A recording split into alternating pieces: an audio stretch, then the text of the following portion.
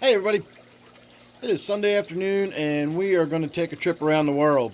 We have got a lot to cover this video, including but not limited to some new fish. So let's get started. This is my 29 miscellaneous where we always start. And right off the bat you'll notice the water is really clear. I just did about a 50 to maybe 60% water change. I got in there and I wiped the glass down with one of those melamine sponges, which just does an amazing job of getting them cleaned up. And I also, in addition to removing a lot of the floating water sprite to let more light in, I gave the old whackety chop to the top of that Anubias. You can see that big chunk of rhizome sticking up right there where I cut that whole entire top section off. So as I always say, I do have plants available. If you're interested, you can check down in the description below, check my email, get in touch with me, we'll make arrangements. So I've got the Anubias that I cut off, I've got a bunch of the water sprite I pulled out of there. I did a little bit of a gravel vac. This gravel doesn't really need vacuuming necessarily, but when I cut all of the plants out of there, there was so much like detritus and mulm and stuff that was all collected up on top of the plant leaves. And back here there's woodwork that you probably never even noticed, but there's pieces of wood. I've got it hanging. I took an old aquarium net, cut the netting out of it, and then bent the square opening at a 90-degree angle, and then I just bent the handle over the back of the tank, and then I was able to use some wire and some fishing line, and I strapped a piece of woodwork on there. And so I actually have a piece of woodwork up in the air, so to speak, or midway up in the tank. And I've got some Java tied to it, and that's been in there forever. That's been in there since one of my most early first experiments with plants and woodwork I've ever done, and it's still sitting in there, and that Java's still living, still growing on it, just not very vigorously. But it is in there, and it is still growing. So once I got all the mulm and everything cleared off all that, I had to get in there and do a little bit of gravel vacuuming and whatnot just to pick all that stuff up and get it out of the tank. So everybody's a little bit skittish now. The tank is much more brightly lit and wide open. And you can see my angelfish is kind of hiding down in the corner. And even the tetras are kind of hanging around underneath the plants a little bit to stay out of all that bright light. So looking good, but nothing out of the ordinary. My 55-gallon gourami tank. This will be the first tank that we look at that's got a new fish in it today. Ooh, we can see it right now. See that little tiny fish that was in the back? That was it. There he is again. So this is the most interesting thing worth talking about at the moment. I went over to the Petco today just to see if they had any new fish in, anything interesting. And I saw what I thought was a little yo-yo loach, but it didn't look right. It didn't look like a normal yo-yo loach. And so I stood there, and it caught my eye. I really liked it immediately. So I read the labels, and I finally found, tucked up underneath the shelf where they put their oddball labels, that this is a golden zebra loach, or a gold zebra loach. And I thought it would do really well in this tank, since I have several other sort of single loaches and oddballs in this tank that always could use some company. It's really small, even compared to my skunk loaches. You can see one of my Angelicus loach right there. So far so good. It's only been in there for an hour or two, maybe 3, I don't know. Not too long. I put it in there this afternoon. Now, there is a reason I did not put it in my quarantine tank. We're not going to actually look at my quarantine tank today because I don't want to spoil the surprise. But I do have fish in there that very much have ick on them. I brought them home with the intention of trying to save them from the ick they're covered with. So we're not going to look at them just yet. Like I said, I don't want to get anybody's hopes up in case they don't make it. But I don't want to put a fish in there that I looked at really, really, really closely, and I never saw any speck or spot or anything. So chances are it's already better off than it would have been if I'd stuck it in the quarantine tank. My only option would have been setting up an additional quarantine tank, and just keeping it in there. But I'm going to take my chances on this. Worst case scenario would be probably something like ick or something simple. And then, as long as I keep my eye on it, if I have to, I can always treat the tank. But I think we're going to be okay. I don't think that that's going to be too much of an issue. It did come in to the fish store last week, according to the sales associate. And if it's been in there for a week and still doesn't even show any signs of specks or spots or anything, then it's probably ick free. Again, that's probably, I know I am throwing the dice, but you know, it's calculated. I thought about it and I wind up, you know, I took the chance. I threw the dice. The other thing I want to point out is after doing a water change and a glass cleaning and everything on this tank as well, my plants in this tank always look kind of rough, and I've had people comment before about why the, you know, plants always look so rough in this tank and why I always have so much trouble with my plants in here. This is called my gourami tank. I've got 3 gouramis in there, and that's why those plants look like that. You can see that gourami right there is back there munching away and eating on them. Gouramis absolutely love vegetation and will eat vegetation. You know, I talked to somebody the other day. They thought a gourami was going to eat the fry that were in their tank. They actually got a gourami for the purposes of eating the excess guppy fry. And they were a little disappointed because the gourami was just ignoring the guppy fry and kept attacking their plants. And that's exactly what they'll do. Gouramis are very much into eating plants. And if you've got floating plants, you'll notice all my other tanks have those huge flowing root masses on the bottom of my water sprites. Look at that one. It's all stumpy and chopped off. And even the water sprite itself is all chopped up. And that's because I've got gouramis in this tank. So last look at the gourami tank. I can't really think of anything else worth talking about at the moment. So we're going to move on to my 55-gallon, formerly T-bar tank. I guess we're just going to call this my 55. Look at all those diamond tetras. Look at them. It's a whole huge school. I finally got in my other tank and pulled the skirt tetras out of there. One reason I did it was because I've been wanting to do it. I've been talking about that for a while. I just think they'd look really good in this tank in a larger school.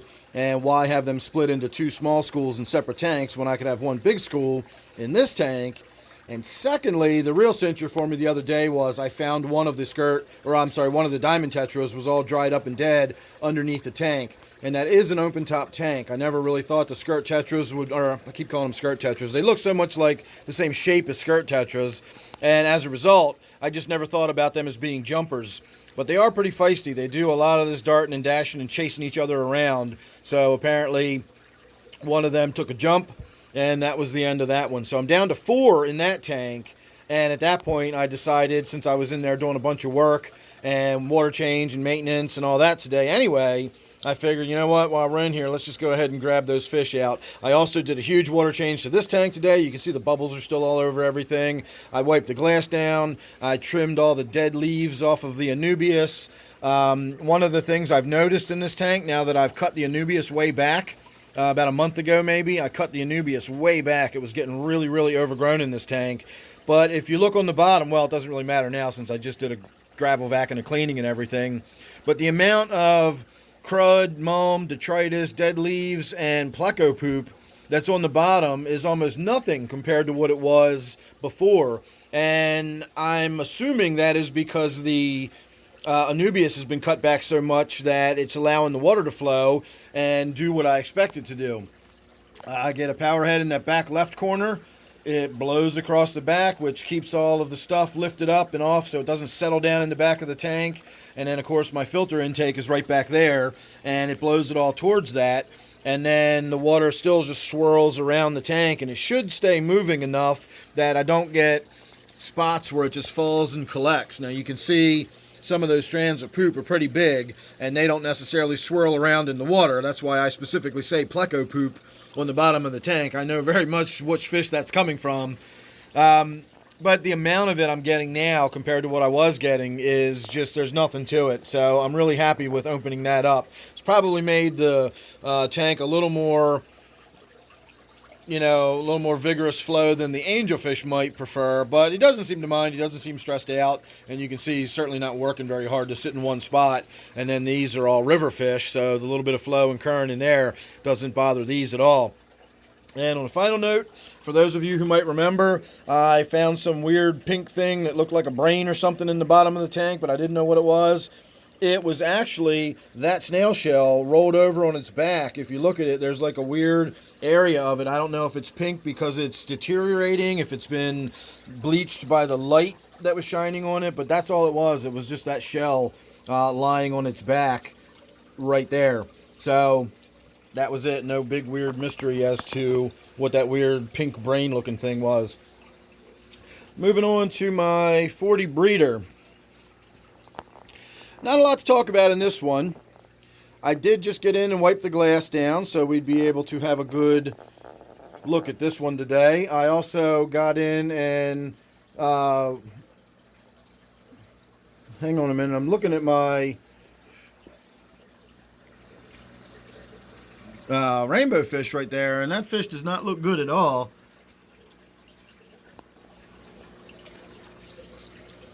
That's what it should look like.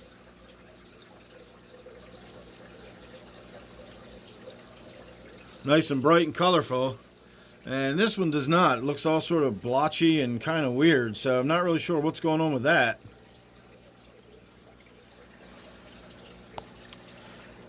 But anyway, I got in here today. See, there's the best looking one right there. You can see that's the dominant one. It's already displaying, showing its fins and showing its colors. So I would suspect that it won't be too long before we've got a dead rainbow fish in this tank. And now that I'm looking, it also looks like we've got a dead fish right there. That looks like it was probably a Corydoras. It's just hard to tell. I've got so much stuff in this tank, and it's so dense and thickly overgrown that if a fish dies, I don't even notice it. And that's the case right there. I'm pretty sure that's a dead Corydoras. So I have to get in there when I'm done this video and clean that one out, and we will definitely have to keep our eye on that rainbow fish. So other than that, not a lot going on. There's my Crenocyclo regani. It's a dwarf pike cichlid. Absolutely fantastic fish. I definitely recommend these if you've got a medium-sized tank. That's full grown. They only get about 4 or 5 inches long.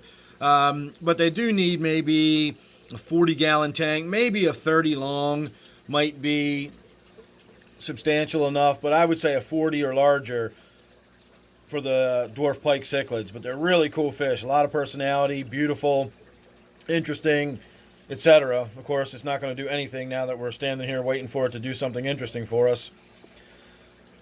So anyway, all I did was wipe the glass down today, and you can see I didn't even do a great job at that. And then I picked a few dead leaves off of a few things and so on and so forth, and that's pretty much all I did while I was tinkering around in here today. So we're going to go ahead and move on to my 125-gallon native tank. Stand back here and get a look at the whole tank for a moment. I just did about a 50% water change on this tank. Really reduced the amount of tannins that are in there. You can still see it's still very tannin stained. It's still very dark water, but I reduced the tannins a lot. Now, you know, you can see why the tannins build up in this tank so quickly, but they do. And after the water change, it looks a lot better. I'm actually looking for my new fish because this is one of the tanks that has a new fish in it. And I also noticed this morning one of my nearite snails is starting to do their thing. Those will not hatch because the nearite snails need salt water or at least brackish water. I'm not entirely sure about that. I think it's at least brackish water, maybe even marine water for their eggs to hatch. So they'll lay eggs all over everything in here, but they won't do anything, so I'm not too worried about it. While we're waiting for my, oh, I see it now, it's down this other end, so we'll get to that in a minute. I did have an idea the other day, though. It's a bit on the kind of morbid side, but a few of the fish that I've caught in here were not those Neotropis species after all, but turned out to be creek chubs. And as we know from past experience, the creek chubs will grow big and fast, and then they will start eating the other fish. So at some point, I'm going to sort of switch this tank over from having these Neotropis in there to having other fish in there. And I was kind of thinking ahead to how I was going to get rid of them, where I was going to put them, what I was going to do with them, so on and so forth. And so now I think my plan is just to wait, and at some point I'll only have a few large creek chubs to get out of there, and I won't have to worry about any of the other fish. So we'll wait and see how that turns out. In the meantime, the new fish I have put in here is not making friends with my fish that was currently in here. Try to get out of the glare as much as I can. I saw an angelfish today that I just had to bring home, and of course my angelfish that's currently in there is going to be chasing it all over the place. we will get a better look at this. I don't know if it's going to be right now here in the immediate future, but it is a really, really good looking fish. And again, we can already see how the angelfish that's currently in there does not like this one at all. But it's a 125-gallon tank. I'm hoping that there will be enough room for them to just keep their distance and stay separated. I almost brought home a whole bunch of these today. I was at the Petco, and they had 2 different tanks with angelfish in them. One was mixed veil, which is this one. These were $9 a piece. And then the other one was assorted angelfish or something. And I actually liked them. They were all that sort of faux wild type. They all had, similar patterning to this, but they just had the real long flowing fins and everything. And I was going to bring home a group of them, but I decided not to. And then I looked in this tank and I saw this one. And again, if it comes out of that corner a little bit and we can see its patterning, it is an absolutely beautiful fish. I didn't even notice the little hints of blue and everything in there, but it's got all these dots and speckles all over it. And I'm really excited to see what that's going to look like growing up. So I've got other plans for this tank. It is morphing and evolving and changing. In fact, the fish that we're not going to look at today that are in my quarantine tank, if they make it through quarantine and I can clear them of the ick, this is where they're going to end up. And I think you're all going to be really happy about that. And because of those fish, it sort of changed my plans on how many angelfish I'm going to try to squeeze into this tank. So I think we're going to limit it to the 2. And then if those other fish survive, we'll see them in this tank within the next few weeks. So again, look forward to that. Make sure you're subscribed. You won't miss that. And it's going to be exciting. I guarantee you're going to like it. So moving on to my snail tank. That's my snail tank. It's full of snails. I throw food in there every day so the snails breed. And then I've got snails to use for food. And recently I put a cuttle bone in there because I noticed my snails were getting so soft that when I tried to pick them up with my forceps there, the shells were just crushing. So I put a cuttle bone in there, and now the shells are nice and hard again, plenty of calcium. And when my puffer chews on the snails, it will chew and wear his teeth down, and everything will be good. So, ta-da! There's my gudgeon tank. For once, we can actually see into the gudgeon tank. That always annoys me when you get that little spot of light sticking up like that. So we can actually see in there now. It's bright, had a big water change, got a lot of tannins out of there, and took a ton of plants out of there, both floating and planted. So other than that, not a lot to talk about. This is my gudgeon tank after all, and nothing really happens in here other than my gudgeon, instead of hanging out near the surface underneath of all the darkness of the plants like he used to, he's now forced to just lie on the bottom and do the best he can to hide and find a dark corner to lay in. And as the tank grows in and gets thicker with vegetation and darker, he'll get more and more comfortable. But he's still not ever going to do anything. It's just it's an ambush predator. He just lays there and waits for something to float in front of his face, and then he grabs it. And that's it. So other than my feeding time, pretty much no activity whatsoever out of this tank. I also do have a little bumblebee catfish that theoretically lives in there. I did see it 2 days ago, so I'm assuming it's still in there. But again, since I've done so much rearranging in this tank and really opened it up and changed the water flow and everything else in here, who knows if I've disturbed anybody. But there you go. That is a look at my newly opened up gudgeon tank. Moving on to my 125-gallon tank. We will step back and have a look at the whole tank in just a moment, but there's one of my chocolate zebra plecos. That's a fish we don't get to see too often. They're not super reclusive, but they don't lay out and about very often, and it definitely doesn't lay out right in the light like that.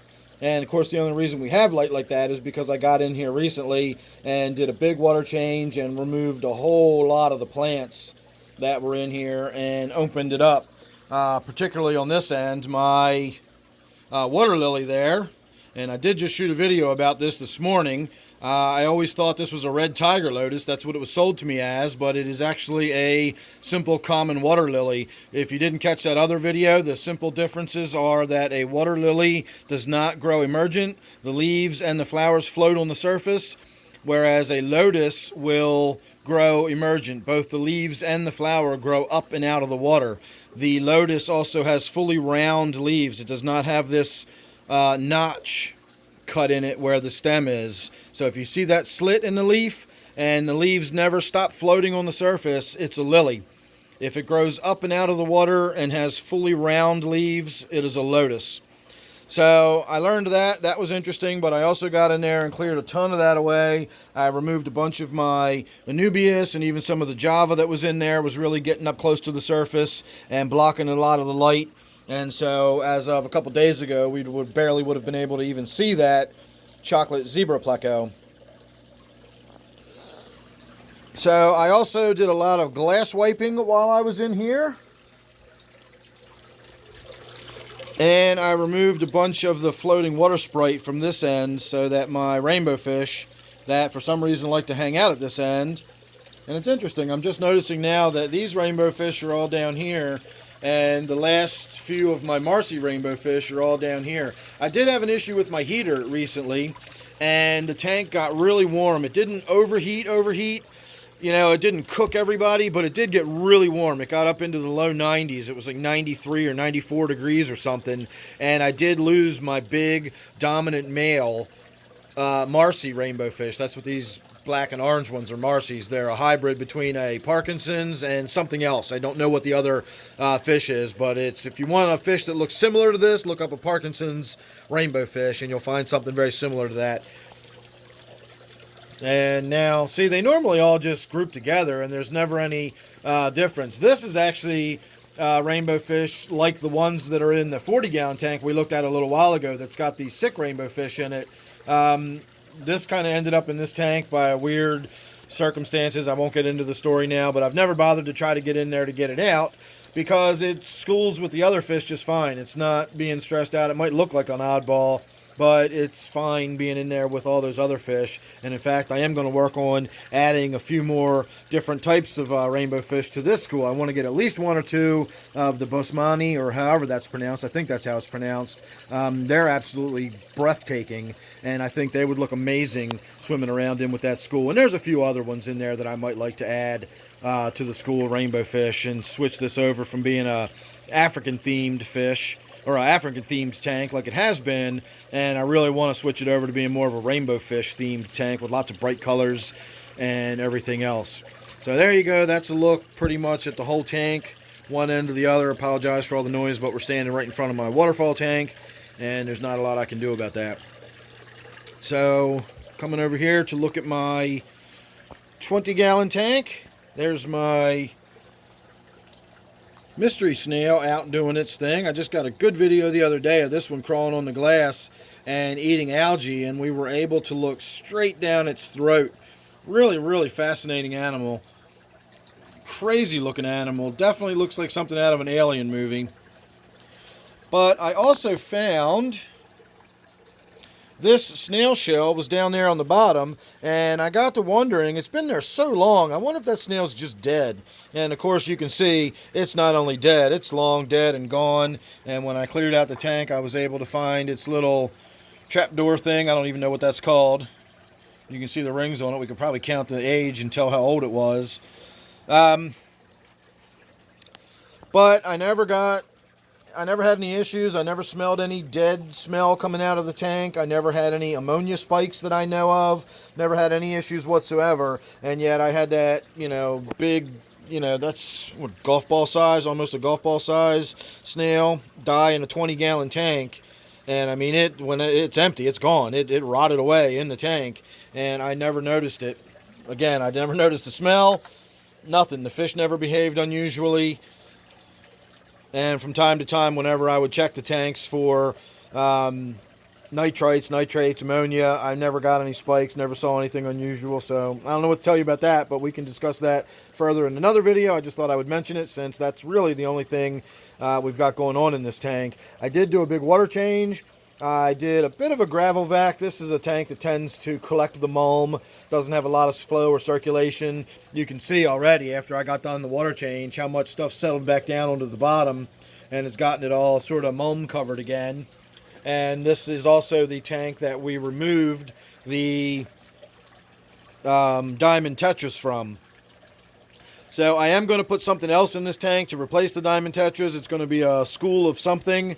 I went to the Petco today to look for something, but I wound up bringing home that angelfish and that loach, and I never brought home anything to go in this tank. So this is on the list. We are going to be doing something with this here pretty soon. And there's a look at my quarantine tank. Again, don't want to give away what's in there, but you're going to like it. So trust me on that one. Again, make sure you're subscribed. You won't miss that. This is I'm still calling it my brackish tank, even though it's not quite brackish anymore. Turn that forward light on that I don't normally keep on. This tank really needs some work, as you can see.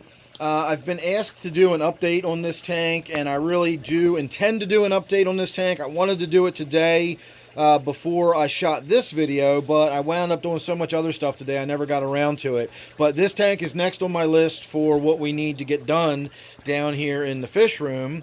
It needs a water change because it's been forever since I've done one. Obviously it needs the glass wiped down, but it also needs to have the plant sort of vacked out a little bit. It's got that red cyanobacteria growing in here, and I can get a lot of that out with just using my siphon hose.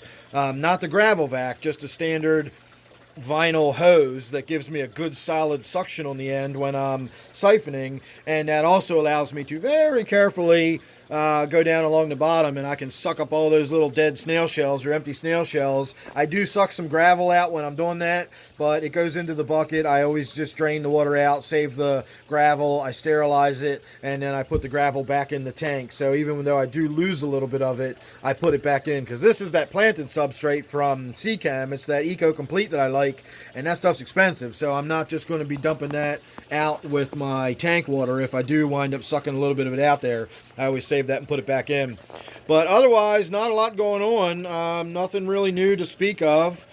Again, just needs a water change, and we will do a full video on that. I'll probably just set the tripod up. We'll get the glass wiped off first so you can see what I'm doing in there, and then I'll give you a visual. I'll show you what I do when I get in there with my siphon hose and we get the shells out of there and everything. So all the way back around where we started, I have been asked why I call these around the world updates. I think it's fairly obvious that we go around the room, and I do have fish from all over the world in amongst all of my tanks. So in a way, we did just go all the way around the world. So there you go. Thanks for watching. We will do an update on the waterfall tank in a separate video. Not going to get to that one in this, but hope you enjoyed that. Make sure you're subscribed. Don't forget, this one is my 29 miscellaneous. Thanks again, and I'll see you real soon in the next one.